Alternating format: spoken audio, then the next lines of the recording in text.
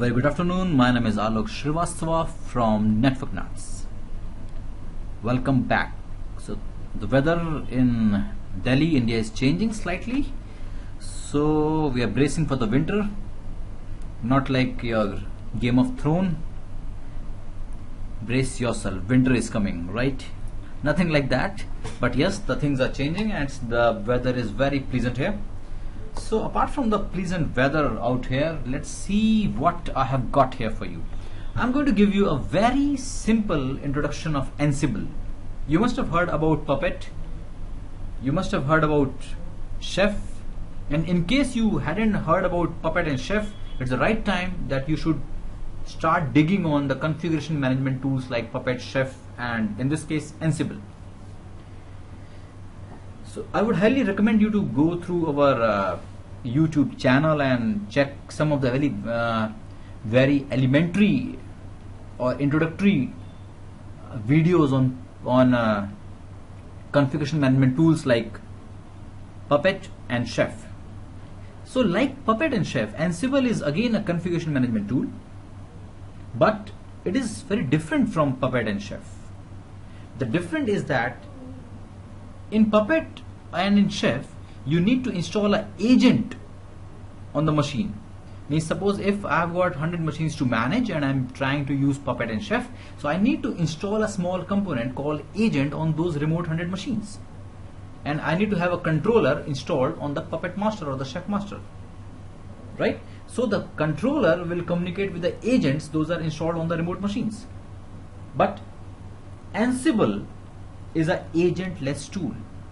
I need not to install anything on the remote machines. Yes, you have heard me right. Need not to install anything on the remote machines. As Ansible totally relies on SSH connection. So you just need to make sure that SSH is running and is available.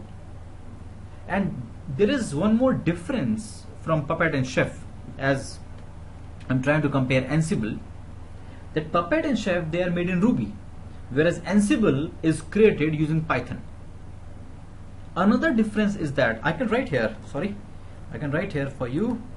So number one thing is that I'll just open a notepad here. That would be great.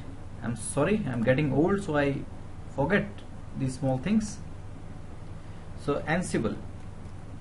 So Ansible, number one point is a configuration management tool. Configuration management tool like your Puppet and Chef, right?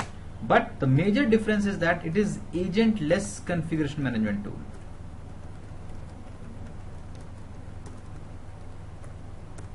So you need not to install any agent. So you need not to install any agent on remote servers you want to manage. Number 4 point, it totally relies on SSH connection, as I had just explained you. Totally relies on SSH connections. So you just need to make sure that SSH is available and running.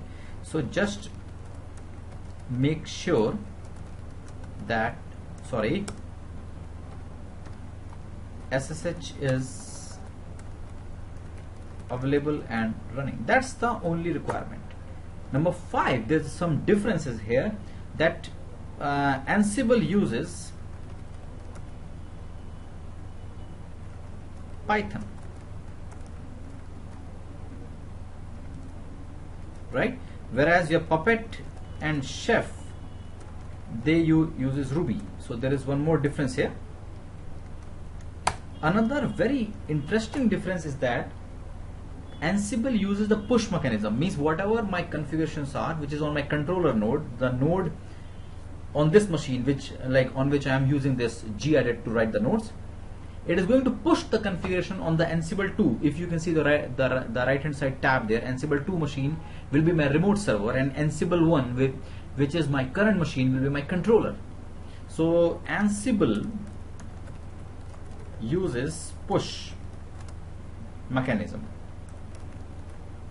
right? So whereas Puppet and Chef uses pull.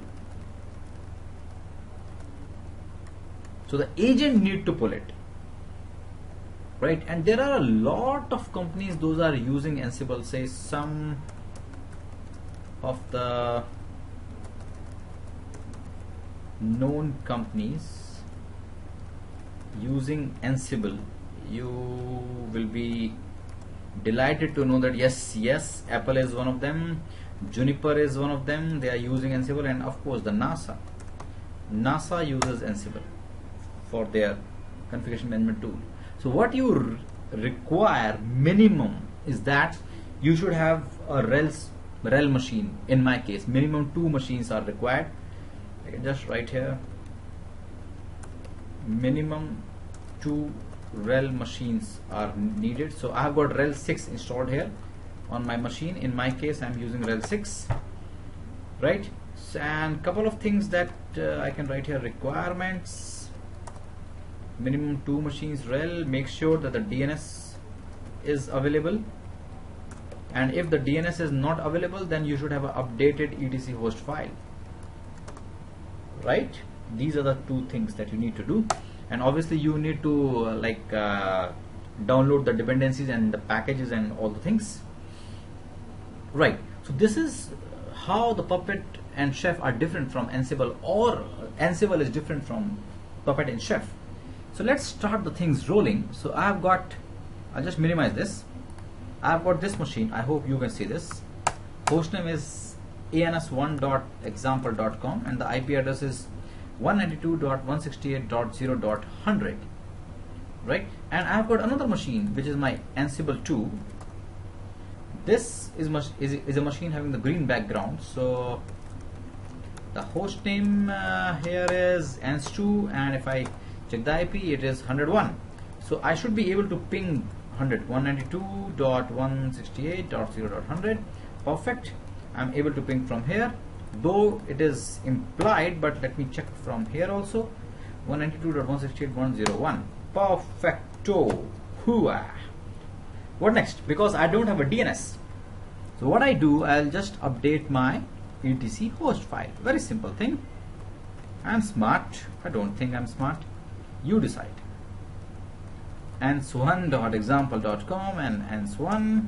Another machine is 192.168.0.101. So I'm starting from ground zero for Ansible, right? I'm starting from ground zero. Nothing, only the RHEL machines are there.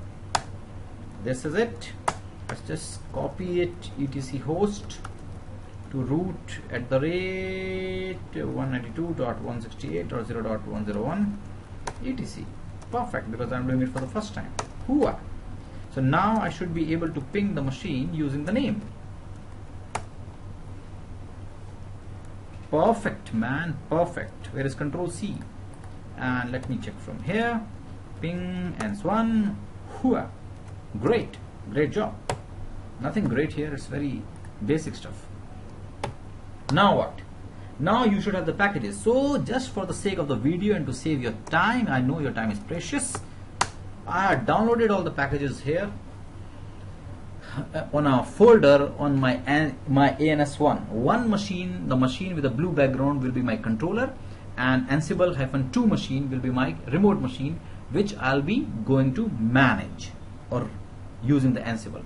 So if I try to install Ansible, just give me error. Look, these dependencies are required. Perfect, no issues. So I'll just install these dependencies one by one. Say Python crypto,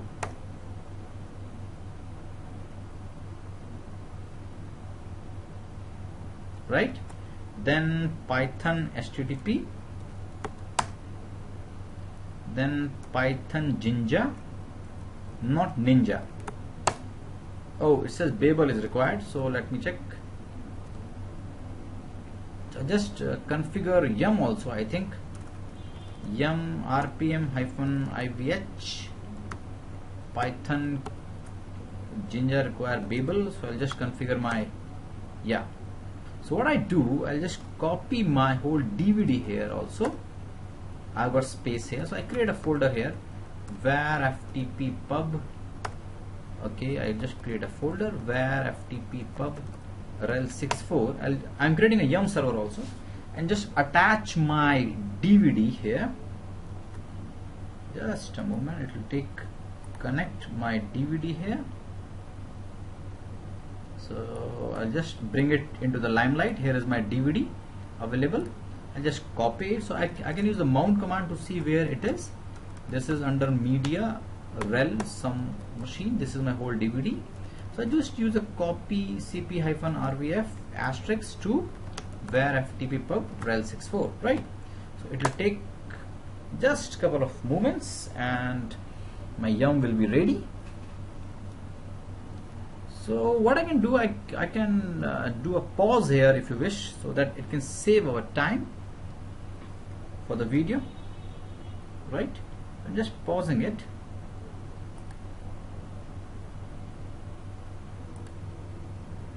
Okay, so I'm back. So what I have done here, I had copied my whole DVD under this folder, right?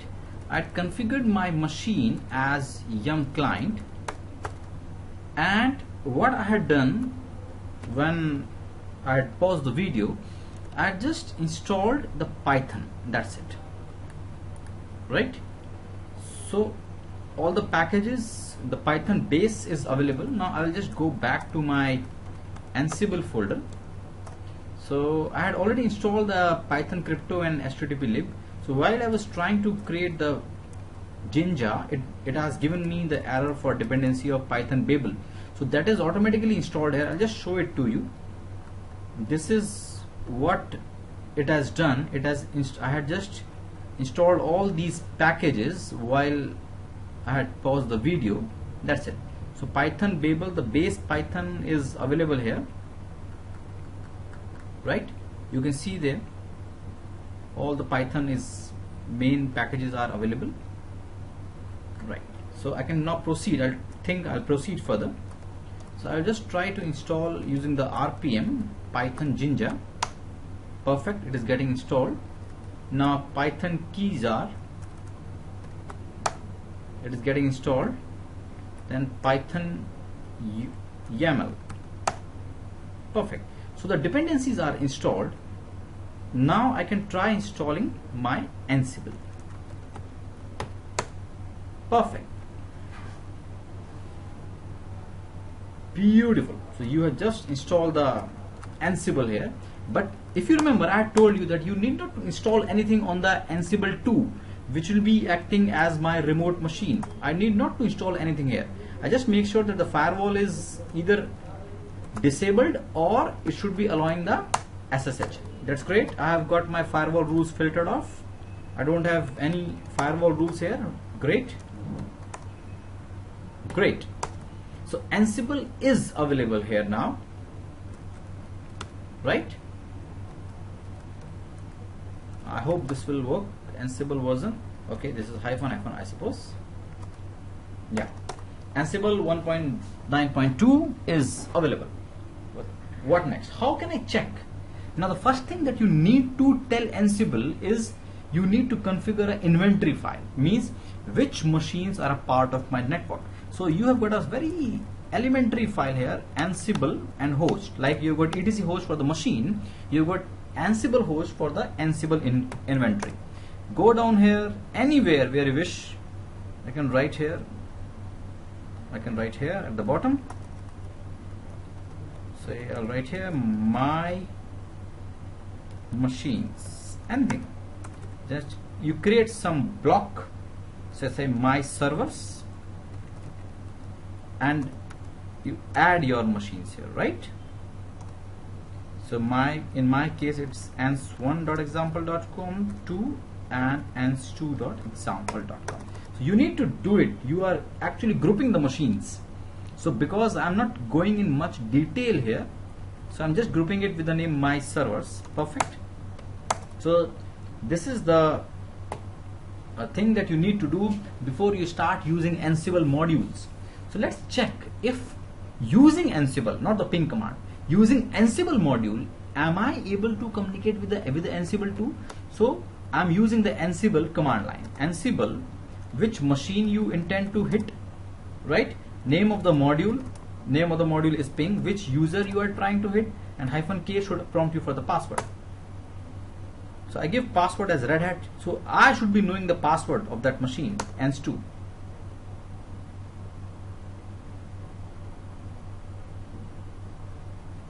do a yes here. See, perfect.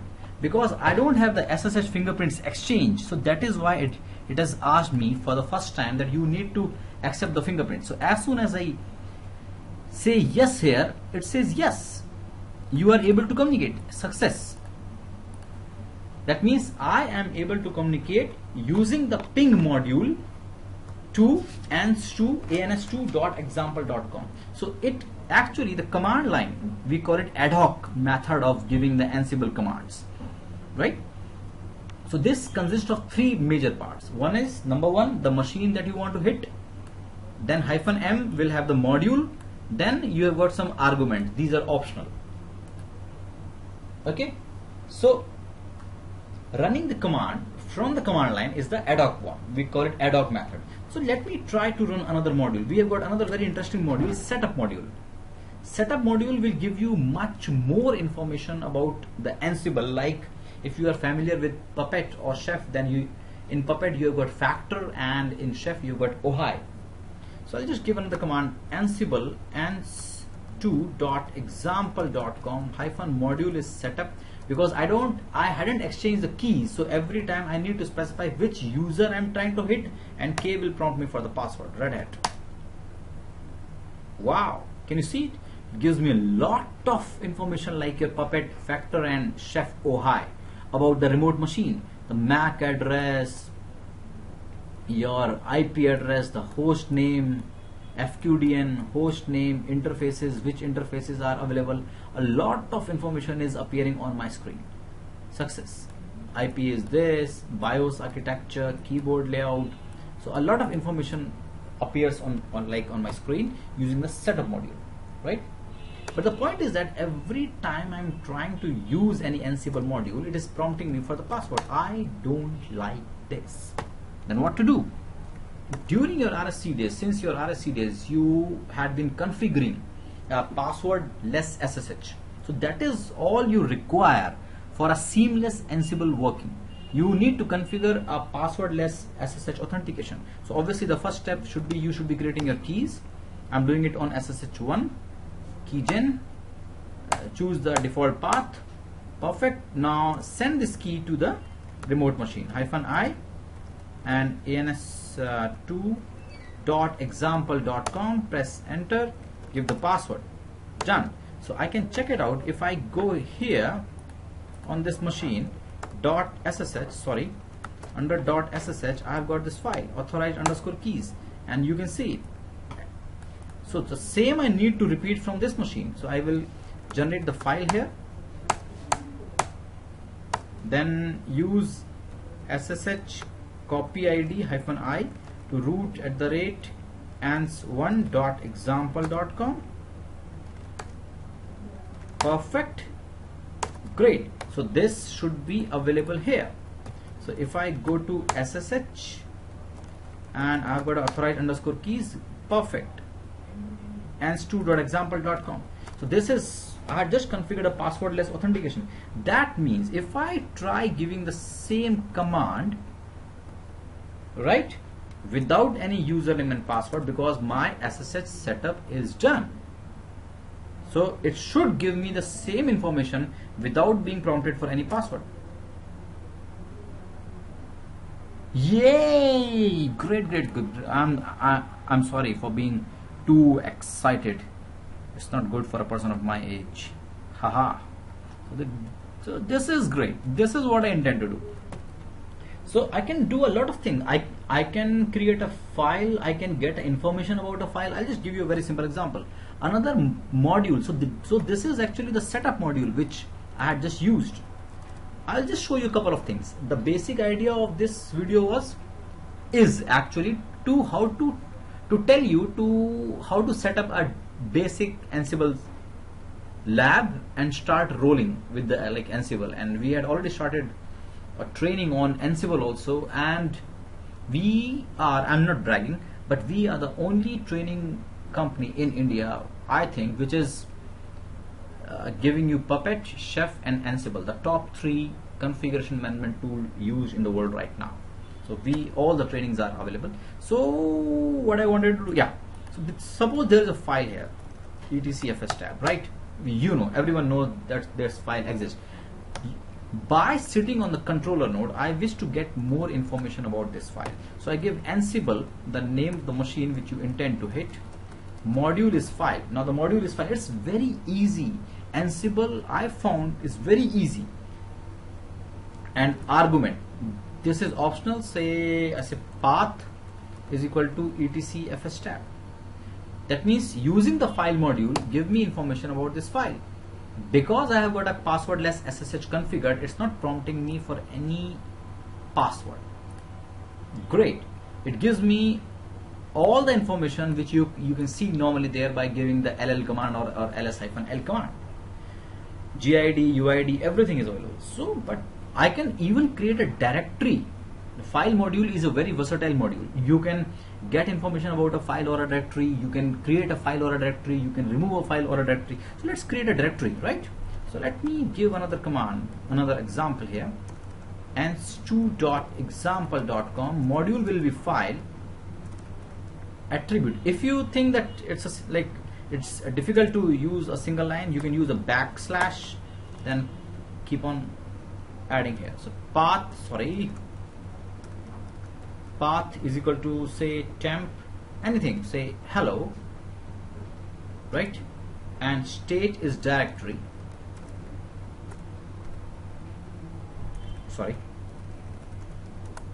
Right? I can use the permissions also 0700. Those you who are comfortable with Linux knows the, and owner, I can set all these things. Press enter. Perfect. Can you see something? Change true.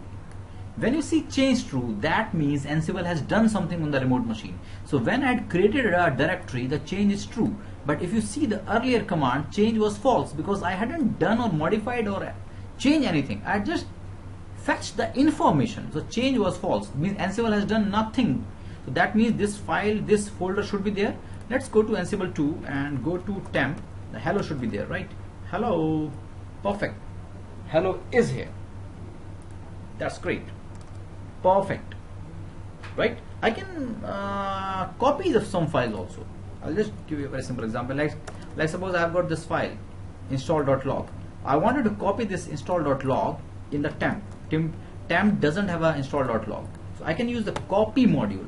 So again the stuff is simple. Ansible anstu.example.com, name of the module you wish to use, right? -a, and then use source. Say in my home directory I've got install.log, and destination say temp. Perfect. So it should be absolute path, obviously. Great. Again change is true. Why? It has created a file there. Destination is temp install.log. So if I go here, till now I don't have install.log. If I do a ll once again, here it comes. Great. Great. I can remove a file. This is the last one. I'm just showing it for this video. I want to remove this file. Under temp I've got a file install.log. I want to remove this. So still I can use the same file module I told you. anstu.example.com. Sorry. Module is file, right? Path is temp install.log. And if you remember your Puppet on chef days, then you got present or absent. Same here, state absent. Again the change will be true. Perfect. So if I click here, right now the file is here. If I do a ll once again, the file is gone. You just change it. So Ansible, working with Ansible is real fun. So start rolling this. And one more question that might be coming onto your mind is that how can I remember these module names and how many modules are available? So there's a very interesting thing, Ansible doc-l. List all the modules. If I press enter here, it will give me a list of all the Ansible modules available. I had just used couple of them, only few, like file, copy. This is what I had used. Copy I had used. So you can expect me to come back again. on the more modules. And now suppose you want to learn more about the copy module, right? How copy works. So what you can do, Ansible doc, if you give if you give a hyphen help here, see here, Ansible doc and the module name. So if I give a copy, it will give me information about the copy module and what are the options, attributes I can use. I had just used the destination, I had just used mode, owner, and these things, right? So welcome to Ansible, welcome to Network Nuts, welcome to something learning new. I hope you have liked this video. Surely, definitely I'm going to come back again with more on Ansible, amazing Ansible. I can end this video like this. Thank you very much for watching this video. Keep coming back, keep loving us. I love you. Thank you very much. God bless. Take care. Bye bye.